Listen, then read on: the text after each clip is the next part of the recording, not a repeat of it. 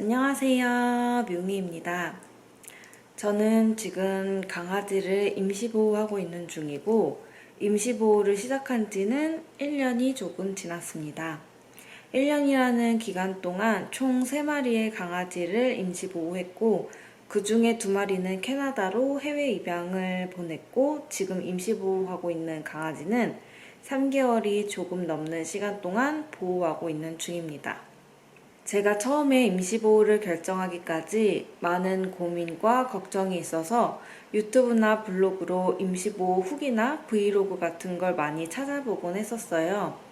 그렇게 찾아보던 게 제가 임시보호를 결정하는데 도움이 된 것 같아서 그때의 저처럼 임시보호를 고민하고 걱정하시는 분들께 도움이 되고자 이번 영상을 찍게 되었습니다.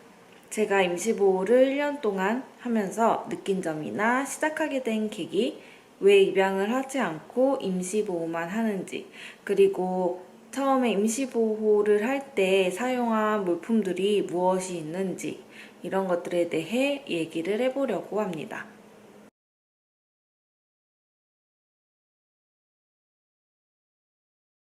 임시보호를 시작하게 된 계기는 가장 큰 거는 외로워서였던 것 같아요. 제가 남편과 연고가 없는 시골 마을로 이사를 와서 생활을 하게 됐는데 남편은 일을 하기 때문에 이른 아침에 출근을 해서 저녁 늦게 퇴근을 했는데 저는 일자리를 구하기가 힘들어서 방황하고 있을 때였어요. 일을 안 하게 되면 편할 것 같은데 저는 그때 조금 나의 필요성이나 가치가 없어진 느낌이 들어서 우울한 기분을 느낄 때가 자주 있었어요. 집 근처에 바닷가가 있어서 산책을 해도 좋고 사는 곳이 관광지라서 구경하면서 돌아다녀도 되는데 저는 일주일 동안 집 밖에 안 나간 적도 있었어요.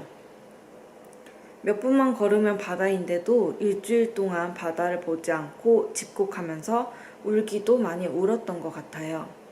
그러던 와중에 친언니가 키우는 강아지 조카인 체리가 저희 집에 놀러를 온 적이 있었어요. 저희 집이 강아지가 산책하기도 좋고 놀기도 좋으니까 강아지만 일주일이나 2주 동안 휴가를 와서 제가 돌봐주곤 했었거든요.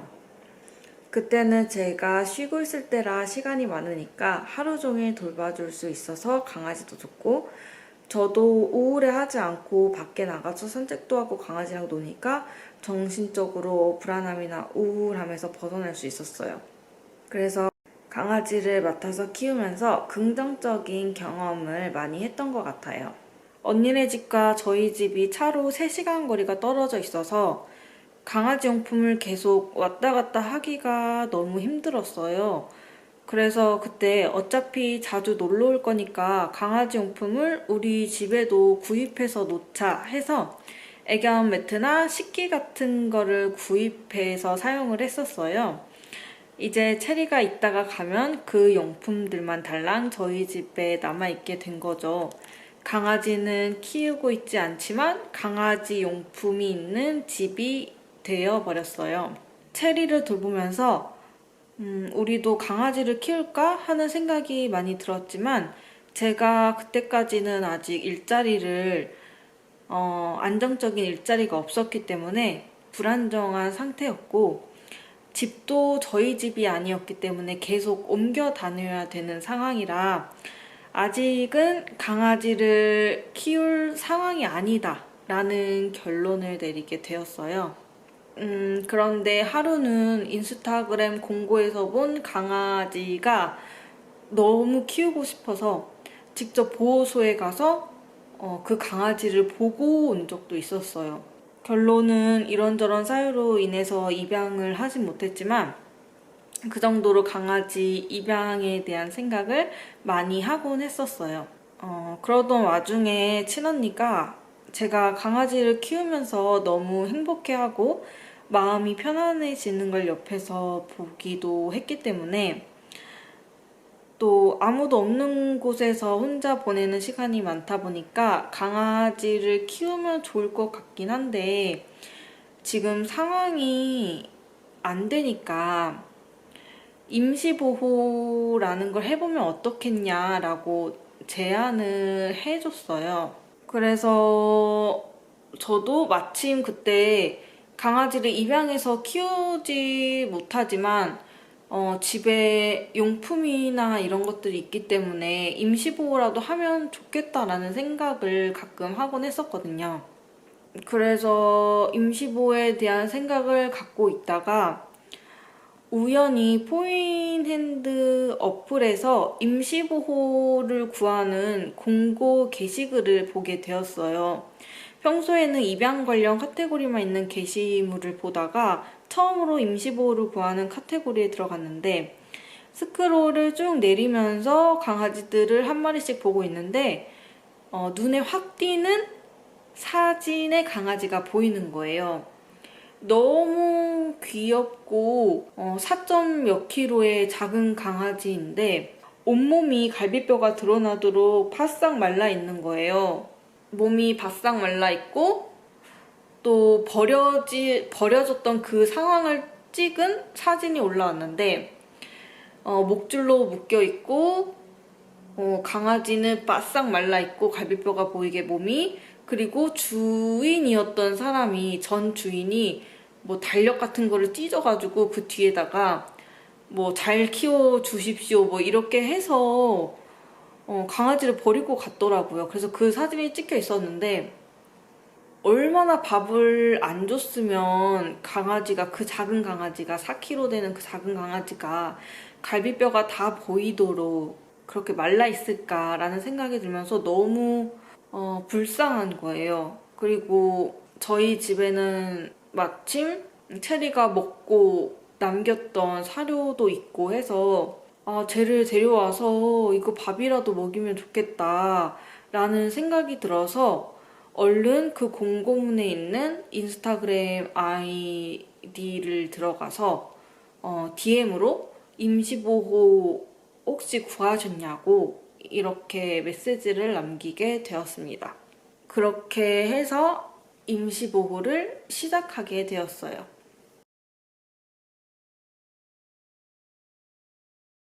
저 같은 경우는 처음에 인스타그램을 잘 하지를 않아서 인스타그램 대신 포인핸드 어플을 통해서 임시보호를 구하는 게시글을 확인을 했어요.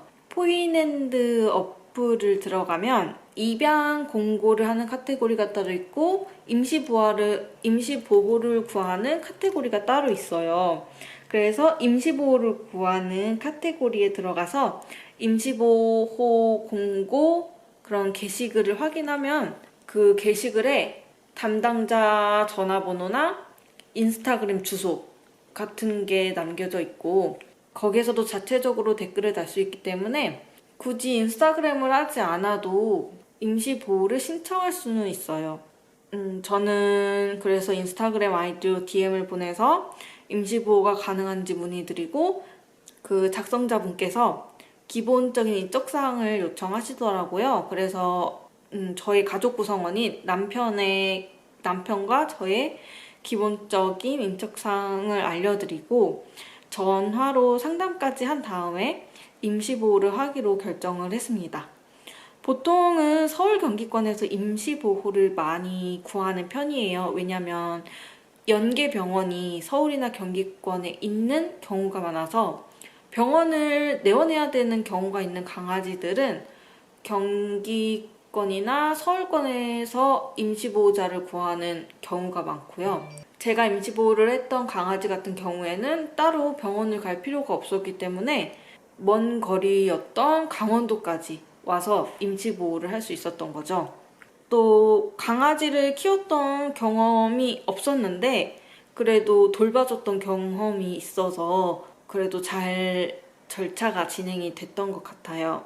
임시보호를 구하는 단체마다 조건이 다 다르니까 자세한 건 그 단체의 인스타나 전화로 문의하는 게 가장 정확할 것 같습니다. 저처럼 인스타그램을 통해 신청을 해도 되고 포인핸드 어플에서 올라온 공고문에 있는 전화번호로 연락해서 신청을 해도 됩니다. 임시보호 공고는 주로 인스타그램을 통해 많이 올라오는 편이에요. 저도 인스타그램을 안 하다가 임시보호를 하면서 입양 홍보를 해야 되니까 인스타그램을 하게 되었는데, 임시보호가 필요한 강아지들이 정말 많고 생각보다 단체도 정말 많더라고요.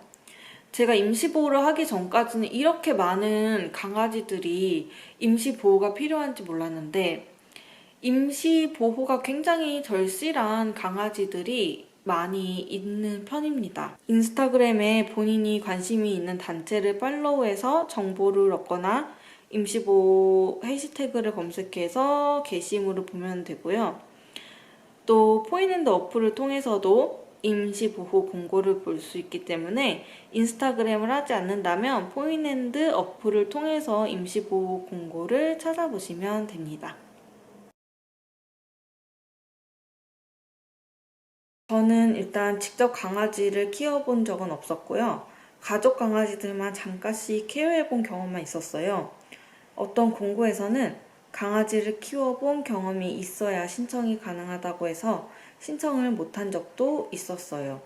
그런데 단체마다 조건 사항이 다르기 때문에 강아지를 키워본 적이 없어도 돌봐준 경험이나 관심이 얼마나 있는지, 산책을 얼마나 자주 시켜줄 수 있는지 등등의 다른 조건들을 보기도 하니까 관심이 있다면 일단 문의해보는 게 가장 좋을 것 같습니다. 저는 다행히도 첫 임시보호 강아지가 너무 착하고 애교도 많고 사회성이 좋아서 강아지를 키워본 경험이 없어도 수월하게 보호를 할 수 있었어요. 강아지를 임시보호를 보내는 구조자 분들이 강아지를 굉장히 많이 대했기 때문에 그 강아지의 특성을 조금만 같이 있어도 파악할 수 있을 것 같거든요. 이렇게 처음 보는 사람을 대했을 때 사회성이 좋은 강아지인지 경계심이 많은 강아지인지 이런 거를 빨리 파악하실 수 있는 분들이라고 생각하기 때문에 임시보호를 신청을 했을 때 그 임시보호자가 이 강아지를 케어할 수 있겠다, 없겠다도 판단할 수 있을 것 같아요. 아무래도 겁이 많고 약간 경계심이 많고 예민한 강아지들은 강아지를 키워본 경험이 있는 사람한테 맡기는 게 좋을 것 같고, 또 착하고 순한 강아지들은 강아지를 키워본 경험이 없는 사람들도 케어가 가능한 부분이 있기 때문에 그런 거를 다 파악을 해서 임시보호를 보내도 되겠다, 안 되겠다를 선택하시는 것 같기 때문에 구조자님한테 문의를 먼저 해보는 게 가장 정확할 것 같습니다. 근데 꼭 강아지를 키웠던 사람들만 임시보호를 할 수 있는 건 아니에요. 요즘 1인 가구가 엄청 많잖아요. 그리고 저희는 일단 2인 가구였는데 남편은 아침부터 밤늦게까지 일을 하기 때문에 전반적으로 제가 다 케어를 한 편이었어요. 임시보호를 시작하기 전에는 일을 안 하고 있었는데 임시보호를 시작하면서 일을 구하게 돼서 9시부터 4시까지 일을 하게 됐거든요. 그래서 저도 걱정을 좀 했는데 강아지가 분리불안도 없고 소변이랑 대변도 꼭 배변 패드에 올라가서 봤었기 때문에 크게 불편한 점이나 걱정되는 부분은 없었어요. 그리고 제가 집 근처에서 한 5분 정도 되는 거리에서 일을 했기 때문에 점심시간을 활용해서 집에 방문을 하고 그 시간에 대소변을 치워놓던지 산책을 시켜주던지 이렇게 했었어요. 그래서 저는 좀 비교적 강아지를 혼자 집에 오래 방치하지 않고 일을 하면서도 키울 수 있는 환경이었어요. 일을 하는 1인 가구는 아무래도 기본적으로 한 8, 9시간은 강아지가 혼자 있어야 되니까 우려되는 부분도 많을 것 같아요. 제가 임시보호했던 이 3마리의 강아지는 다행히 분리불안이 없어서 정말 다행이었어요. 그래서 볼일을 보러 나가기도 하고 일을 다니기도 했었어요. 집 안에서도 짖는 일도 없고 혼자 너무 잘 있는 강아지들이어서 괜찮겠는데 아무래도 분리불안이 있는 강아지들은 1인 가구로 임시보호를 가기는 힘들 것 같고, 이렇게 혼자 잘 있는 강아지들, 분리불안이 없는 강아지들, 그리고 배변 교육이 되어 있는 강아지들은 1인 가구여도 강아지가 혼자 있어도 남는 시간에 산책만 잘 시켜준다면 무리는 없을 것 같다는 생각이 듭니다. 근데 이제 배변 교육이 안 돼서 임시보호로 오는 경우가 많기 때문에 그런 점은 구조자와 상담을 할 때 얘기를 해주는 편이 좋을 것 같아요. 그러면 구조자분이 이 강아지는 배변 교육이 돼 있고 뭐 분리불안이 있어서 힘들 것 같다 이렇게 얘기를 해주거나, 아니면 다른 강아지가 있는데 이 강아지는 분리불안도 없고 배변 교육이 되어 있어서 괜찮을 것 같다. 9시간 정도 집을 비워도 혼자서 산책만 잘 해준다면 혼자서 잘 있을 것 같다. 이런 강아지들을 임시보호하는 게 어떻겠냐라고 제안을 해줄 수도 있고, 이런 1인 가구 같은 경우에는 개인이 구조를 해서 바로 임시보호를 보내는 형태의 공고보다는 단체에서 이 강아지를 어느 정도 케어를 하고 그런 다음에 특성을 확인한 다음에 임시보호를 보내는 그런 단체에서 하는 공고를 더 보는 게 좋을 것 같아요. 단체에서는 이 강아지를 케어하면서 알게 된 특성이나 어떤 가구가 맞는지 등도 이렇게 파악을 하고 임시보호를 보내시더라고요. 그러니까 1인 가구여서 안 되겠지라는 생각보다는 그런 단체에 문의를 해서 1인 가구인데 임시보호를 하고 싶다라고 말씀을 드리면 어떤 단체에서는 안 된다. 저희는 1인 가구는 절대 임시보호를 보내지 않는다. 이렇게 하시는 분들도 있고, 그러냐? 그러면은 1인 가구에 적합한 강아지를 임시보호 해보시면 어떻겠냐라고 제안을 해주시는 곳도 있을 거기 때문에 한번 문의해보시면 좋을 것 같습니다. 앞에서 얘기했던 것과 같이 아직 저희의 상황이 강아지를 키울 만큼 안정적이지 않다고 생각했기 때문에 강아지를 입양하기에는 걱정이 많았고, 그래서 단기 임시보호를 선택하게 되었습니다.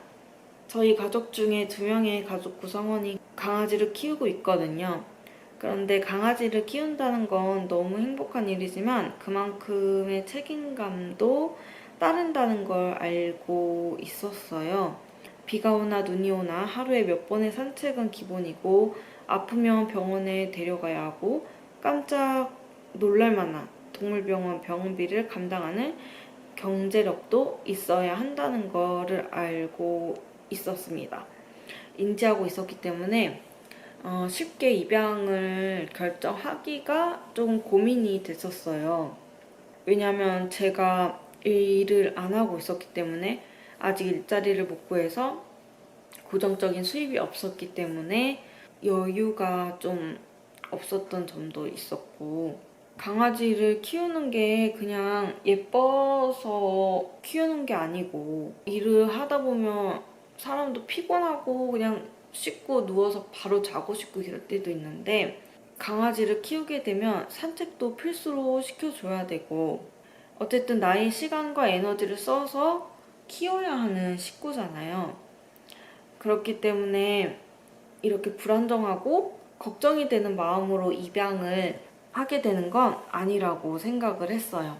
그래서 입양보다는 임시보호를 하면서 강아지의 특성을 좀 더 이해를 하고 교육도 시켜주면서 내 강아지를 키운다는 마음으로 정성을 다해서 임시보호를 하고 있습니다. 사실 필요한 물품은 충분한 사료와 산책할 때 필요한 목줄 또는 하네스, 그리고 리드줄만 있다면 충분한 것 같아요. 그런데 강아지의 특성이나 집의 특성에 따라 애견 매트나 배변 패드, 그리고 식기류나 간식 등이 필요한 것 같습니다. 임시보호를 하는 입장에서 어떤 강아지가 올 줄은 모르기 때문에 애견 매트는 구매하는 게 좋아요. 아마도 애견 매트가 임시보호를 하는데 가장 큰 지출이지 않을까 싶습니다. 저는 애견 매트를 따사룸이란 사이트에서 구입을 했고요.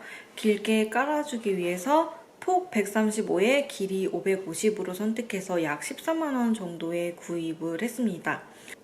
이 따사룸 애견 매트는 임시보호를 하기 위해서 구입한 게 아니고 강아지 조카, 저희 집에 한 2주 정도 휴가를 오는 강아지 조카를 위해서 구입한 거기 때문에 저는 친언니랑 돈을 반반을 내서 구입을 했습니다. 그래서 한 7만 원 정도의 지출이 있었어요. 그리고 이 애견 매트는 강아지 조카랑 첫 번째랑 두 번째 강아지를 임시보호했을 때는 그 강아지들이 집안에서도 장난감을 가지고 놀면서 막 뛰어다니고 이랬기 때문에 미끄러지지 말라고 구입을 해서 잘 사용을 했는데, 지금 임시보호하고 있는 강아지는 집에서는 절대 뛰지 않아요. 장난감 가지고 놀지도 않고. 그래서 그냥 지금 보면은 저렇게 잠을 자는 용도로 사용을 하고 있습니다. 제 애견 매트가 푹신해서 그런지 저기서 저렇게 널브러져서 잠을 자더라고요. 식기류는 약 2만 원대에 구입을 해서 1년 동안 잘 사용하고 있습니다. 헬로우펫이라는 사이트에서 구입했는데 저는 1년 전에 2만 원대에 구입을 해서 잘 사용했는데 지금은 가격이 상승을 해서 약 3만 원 정도에 판매하고 있는 것 같아요. 식탁이랑 도자기 그릇 2개 해서 한 3만 원 초반 중반에 구입을 할 수 있습니다. 그리고 배변 패드는 네이버 스마트 스토어 리본 글로벌에서 정직한 패드라는 거 구입해서 사용했고요. 여기서 정직한 패드에서 나온 배변 봉투도 있어요. 그것도 같이 구입해서 사용을 했고, 그거를 1년 동안 몇 번 구입해서 잘 사용하고 있어요. 양도 많고 가격도 적당해서 거기서 패드랑 배변 봉투 둘 다 구입해서 사용하고 있고요. 거기서 최고급형 대형 사이즈로 구입해서 굉장히 잘 사용했어요. 이렇게 넓은 되게 큰 패드인데 뭐 작은 강아지가 오면은 뭐 한 3-4번 사용한 다음에 버리고, 큰 강아지는 뭐 한 2번 정도 사용하면 버리고, 이렇게 자주 갈아주지 않아도 돼가지고 그 큰 걸로 사용했고, 그런데 첫 번째 강아지가 왔을 때 그거를 사용을 했는데 첫 번째 강아지가 주인이 밥을 안 줘서 굶은 상태로 왔기 때문에 굉장히 식탐이 있었어요. 근데 그 식탐이 밥에만 있는 게 아니라 물에도 식탐이 있어서 물을 거의 주면은 그 자리에서 반을 먹어버리는, 그래서 되게 소변도 자주 봤는데 소변 양도 많고 자주 보기도 하고, 그런데 소변을 보는데 양이 많으니까 암컷 강아지였는데 소변이 발에 묻게 되는 거예요. 그래서 그 발 묻은 걸로 막 집 안을 돌아다니는데 제가 있으면은 발을 닦고 치워주면 그만이지만, 제가 뭐 일을 나가거나 잠시 자리를 비웠을 때 그러면 어쩔 수 없이 방바닥에 오줌 발자국이 찍히더라고요. 그래서 그게 너무 싫어서 배변 매트를 알아보던 중에 톡톡에서 배변판을 구입했는데, 그 배변판이 이렇게 돌기가 있어서 그 돌기 밑으로 소변이 고이는 거고, 그래서 강아지들은 소변을 보고 그 소변을 밟지 않고 사용을 할 수가 있어요. 그래서 저는 이 독톡 배변판을 첫 번째 강아지 때 정말 잘 사용을 해서 엄청 만족하면서 썼었어요. 이게 독톡 배변판이 가격대가 좀 있는 편이에요. 5만 원 정도? 5만 원 정도의 가격인데 정말 만족하면서 사용했고, 그 소변이 발바닥에 묻지 않는 것도 좋지만 이 강아지를 키우시는 분들은 공감을 하실 텐데, 배변 패드가 쓰레기 양을 엄청 차지를 해요. 근데 뭐 하루에 뭐 한두 장 사용하는 강아지면은 굉장히 괜찮은데 막 하루에 3-4장을 써버리면은 저희 집 생활 쓰레기 봉투값만 해도 장난이 아니기 때문에 쓰레기가 나오지 않는다는 점도 굉장히 만족을 하고 사용했던 배변판입니다. 그래서 저는 이거를 주변에 사람들한테 좀 많이 추천을 했던 편인데, 근데 이 좀 예민한 강아지들은 거기에 올라가는 것도 무서워해서 적응을 못해서 중고 마켓에 이렇게 판매하는 일도 많더라고요. 근데 다행히도 첫 번째 강아지가 잘 적응을 해줘서 엄청 잘 뽕을 뽑았다. 뽕을 뽑을 정도로 잘 사용을 했고, 근데 두 번째, 세 번째 강아지는 절 사용을 못했어요. 두 번째 강아지는 아가 진돗개였는데 거기에 올라가는 걸 너무 무서워해가지고, 그리고 한 달밖에 인보를 안 했기 때문에 적응도 하기 전에 떠나버렸고, 지금 인보하고 있는 강아지는 100% 실외 배변 강아지이기 때문에 실내에서 그거를 사용을 할 일이 없습니다. 그래서 지금 창고에 그냥 보관 중이에요. 또 사료 같은 경우는 그냥 적당한 가격대에 남들이 많이 먹는 거 구입해가지고 먹으면 되는데, 저는 뭐 오리젠이나 아카나 이런 거 단백질 함량 많은 거 구입해서 먹이기도 하고, 지금 있는 강아지는 건조 사료를 별로 안 좋아해요. 반건조, 반습식 사료를 좋아해서 지금은 더텐 소프트 버틀러 사료 비프 맛을 먹이고 있는데, 3kg에 4만원대 후반에서 5만원대 초반에서 구입을 할 수 있어요. 이렇게 저희 지금 세 번째 임보하고 있는 강아지는 입맛이 엄청 까다로운 편이었어요. 그래서 임보 초반에는 밥을 너무 안 먹어가지고 걱정이 많았어요. 왜냐면 그렇게 살이 포동한 스타일이 아니고 말라 있어서 살 좀 쪄야 되는 상황이었는데 밥을 안 먹으니까. 그래서 근처에 있는 오프라인 매장에 가서 샘플 사료를 판매를 하고 있더라고요. 샘플 사료 여러 개를 구입해서 이제 하나씩 먹이면서 기호가 가장 좋았던 거를 기억을 하고, 그 샘플 사료를 몇 개 더 구입해서 이거를 줬을 때 밥을 잘 먹는 것 같다, 이렇게 해서 구입한 게 지금 더텐 소프트 버틀러 사료고요. 요거는 지금 한 3번 더 1kg짜리 2번, 3kg짜리 1번 해가지고 계속 잘 먹고 있어요. 밥을 이렇게 주자마자 먹는 스타일은 아닌데 그래도 이 사료는 간식처럼 굉장히 맛있게 먹는 사료입니다. 또 필요한 것 중에 가장 중요한 게 하네스나 리드줄이잖아요. 근데 임시보호를 하게 되면은 강아지가 입양을 갈 때 그 사용하던 하네스나 리드줄을 같이 보내게 되거든요. 그래서 너무 비싼 제품은 사용하지 않고 그냥 적당한 제품, 뭐 오프라인 매장 가서 구입해도 되고, 저희는 온라인에서 구입을 했는데 온라인에서 구입하면 좋은 점이 유봉팻에서 구입을 했어요. 하네스랑 리드줄을. 근데 이 유봉팻이 좋은 게 적당한 가격에 각인 서비스까지 해줘서 2번 정도 구입해서 사용을 했고, 이번에 온 강아지는 어떤 성격이 어떤 줄 모르고 또 겁이 많으면은 강아지들이 산책할 때 막 하네스를 이렇게 풀고 도망을 가는 경우가 막 있다고 하더라고요. 그래서 임시보호를 왔다가 다시 잃어버리는 이런 상황들이 있을 수가 있어서 조금 무섭더라고요. 그래서 프로젝트 21이란 사이트에서 구입할 수 있는 하네스, 그게 이중으로 이렇게 채울 수 있어서 다른 하네스에 비해서 풀기가 좀 어려울 것 같아서 그거를 구입했고, 지금까지 굉장히 만족하면서 사용하고 있습니다. 저는 연고가 없는 곳에 이사를 온 지 2년이 지났는데요. 그 시간 중 1년을 임시보호를 하면서 3마리의 강아지와 함께 시간을 보내게 되었어요. 첫 번째 강아지는 2개월 정도의 시간 동안 임시보호를 하다가 캐나다로 해외 입양을 가게 되어서 일주일 정도 이별 시간을 갖고 작별 인사를 하게 되었습니다. 임시보호를 2달을 했는데 그 슬픔이 거의 2달이 갔었어요. 떠나보내는 날도 많이 울기도 했지만 한 일주일 동안은 정말 많이 온 것 같아요. 처음으로 키우는 강아지라서 서툰 점도 많았고 힘들었던 시기에 마음의 위안을 정말 많이 받았거든요.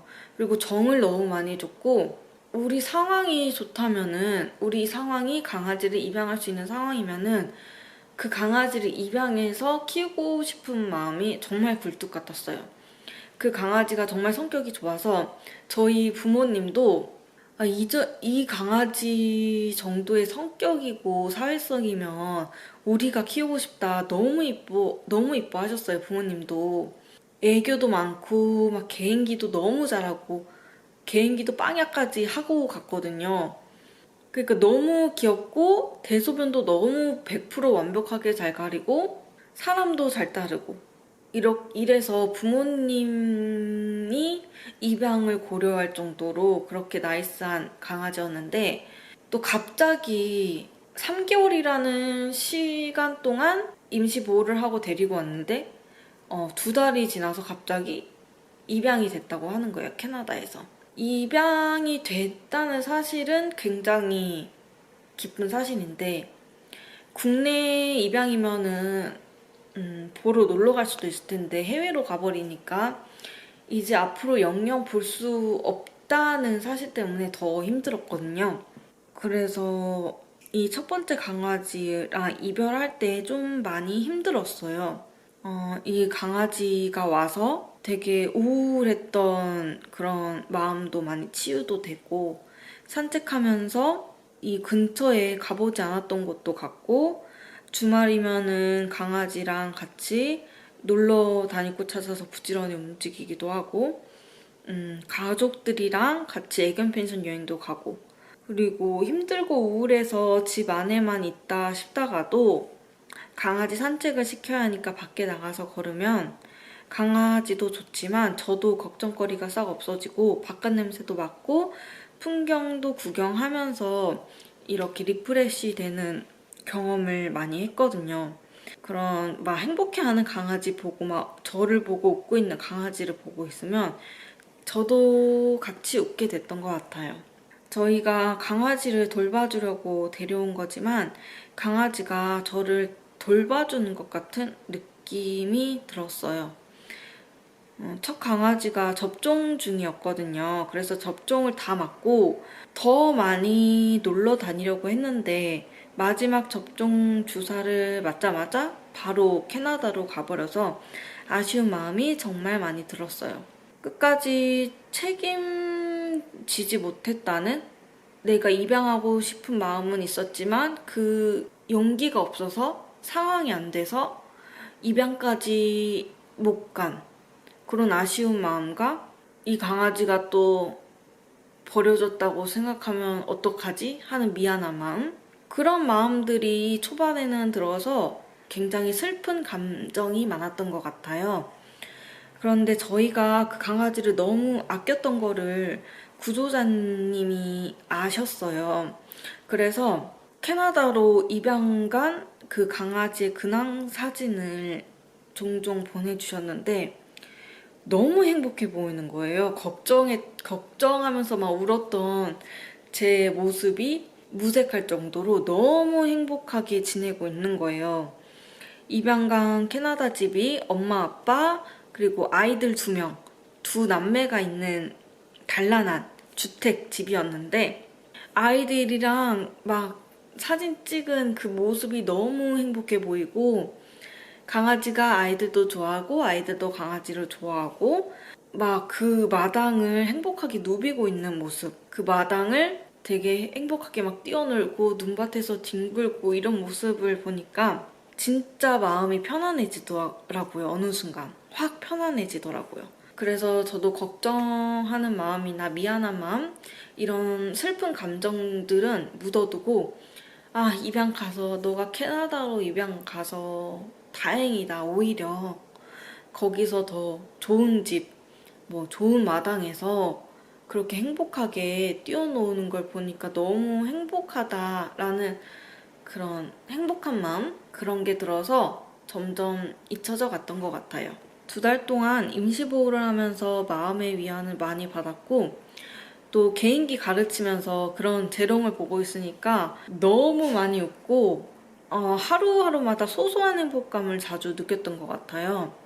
강아지를 키우면서 모든 상황이 다 행복하고 좋았던 건 아니지만 강아지와 산책하거나 강아지와 함께 있는 시간이 저 자신한테도 저 자신의 뭐 감정이나 상황 같은 거를 극복할 수 있었던 힘이 되었던 것 같습니다. 첫 번째 임시보호 강아지를 보내고 굉장히 초반에는 힘들었어서 마음이 좀 힘들었었어요. 그래서 바로 임시보호를 해야겠다는 생각은 안 들어서 임시보호 관련된 게시글도 찾아보지 않고 있었는데 구조자분께서 어느 날 갑자기 연락을 하셔서 혹시 임시보호를 하고 계시냐, 안 하고 계시다면 제가 뭐 구조한 아기 진돗개가 있는데 얘를 좀 한 달이나 두 달 단기로 임시보호를 해주시면 안 되겠냐라고 해서 그러면 저희가 임시보호를 해주겠다. 왜냐면 그때는 저도 아예 쉬고 있을 때라 일을 안 하고 있을 때라 계속 하루 종일 혼자 시간을 보내고 있었던 터여서 잘 됐다 싶었어요. 그래서 두 번째로 3개월이 된 아가 진돗개를 다시 보호를 하게 되었습니다. 첫 번째 강아지는 1살이 넘은 강아지라서 이갈이를 하거나 이런 게 없었는데 두 번째로 온 강아지는 3개월밖에 안 된 강아지라 그런지 이갈이를 하는 시기라 엄청 조금 걱정을 했던 기억이 있어요. 그래서 아기가 오기 전에 우드 스틱이 있거든요. 우드 스틱을 XS짜리를 사서 놔뒀는데 그게 진짜 신의 한 수였던 게 그거를 한 며칠 만에 다 갉아먹더라고요. 저희 집의 가구가 다 나무 가구여가지고 정말 하마터면 의자 다리 하나가 없어질 뻔 했었는데 이갈이 하는 강아지를 임시보호 하시는 분들은 그 우드 스틱 그거를 필수로 구매하시는 거를 추천드립니다. 그리고 두 번째 강아지는 아직 아기고 좀 천성이 소심하고 겁이 엄청 많은 아가였어요. 그래서 얘가 하네스 채우는 것도 무서워하고 하네스 한번 채웠다가 진짜 온 집안에 똥을 지리면서 막 소리 지르면서 돌아다녔었거든요. 처음에는 이게 똥을 지린다는 거구나 라고 처음 알았는데 하여튼 그렇게 겁이 많은 아이였는데 그래서 정말 조금씩 하루하루 뭐 오늘은 하네스만 채우고 오늘은 현관까지 나가보고 오늘은 엘리베이터 앞까지 나가보고 오늘은 계단을 2개 정도 내려가보고 이렇게 조금씩 노력하면서 입양 가기 전에는 산책이 가능한 정도로 밖에서 걸어다니고 산책하는 거에 흥미를 느낄 정도가 되었어요. 그래도 입양 가기 전에 산책 교육을 조금이라도 해서 다행이긴 했어요. 3개월 아가 진돗개는 진짜 깔끔해서 소변도 신발장에서만 보고 그래서 신발장에 배변 패드를 깔아주고 소변을 그 신발장에서만 보고 배변도 산책하기 전에는 베란다에서만 봤어요. 베란다 문을 열어주면 그 구석에서만 그 배변을 보고 이 산책을 나가면서는 이제 밖에서만 대변을 보는 그렇게 생활을 했고 진돗개의 특성이 그렇다는 거를 처음 알게 된 것 같아요. 진짜 아가 때부터도 절대 집 안에서 자기 영역에서는 배변을 보지 않더라고요. 그래서 진짜 신기하다. 너 엄청 깔끔하구나 약간 이런 생각이 들었고 그 3개월짜리 아가 진돗개가 얼굴이 둥글둥글 하다가 갑자기 약간 얄쌍해질 때쯤 이제 또 캐나다로 입양을 가게 됐어요. 그래서 큰 모습을 못 봐서 좀 아쉽다라는 생각은 있었는데 어릴 때 한시라도 어릴 때 입양을 가서 다행이다 싶은 마음도 있었습니다. 그래도 이렇게 입양을 바로바로 가는 아이들은 그나마 운이 좋은 아이들인 것 같아요. 임시보호를 몇 년을 해도 입양을 못 가서 그런 아이들도 있는데 잠깐만 있다 가는 게 좀 아쉬운 마음도 있지만 얼른 가서 다행이다 행복한 마음도 있어요. 그래서 두 번째 아이는 정말 눈 깜짝할 사이에 가버려서 슬퍼할 겨를도 없이 그냥 가서 다행이다라는 마음이 있었던 것 같아요. 그리고 지금 임보하고 있는 강아지는 강릉보호소에서 구조된 강아지인데요. 인스타그램으로 임시보호를 구한다고 하길래 제가 좀 누렁이 스타일의 강아지를 좋아하는 편이거든요. 첫 번째 강아지가 갈색 누렁이 강아지여서 제가 그 누렁이 강아지를 되게 좋아해요. 근데 마침 그런 누렁이 스타일의 강아지에 몸무게도 몇 킬로 안 나가고, 왜냐면 제가 남편과 둘이 같이 키우고 있지만 어쨌든 전반적으로 제가 케어를 하기 때문에 큰 강아지를 키울 어떤 조건은 안 되는 것 같아서 저는 좀 소형견을 임시보호를 하고 싶었거든요.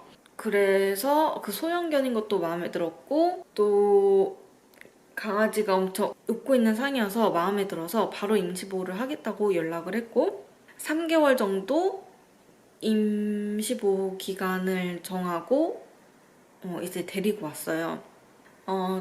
처음에 올 때는 엄청 얼어 있었어요. 되게 순한데 얼어서 약간 눈치도 보면서 순하지만 불편해하는 느낌으로 지냈었는데, 점점 이제 먼저 다가와서 애교도 피우고 만져달라고 하고 이러는 거 보니까 강아지도 처음에는 마음을 열지 않다가 시간이 지나면서 마음을 여는 그 과정을 보니까 약간 좀 감동스럽더라고요. 그리고 이렇게 착한 강아지가 얼른 평생 가족을 만났으면 좋겠다 싶은 마음도 들고, 그 평생 가족을 만나기 전까지 마음의 안정이 되고 행복하게 견생을 살 수 있도록 좀 도와주는 게 임시보호자의 과제라고 생각을 하고요.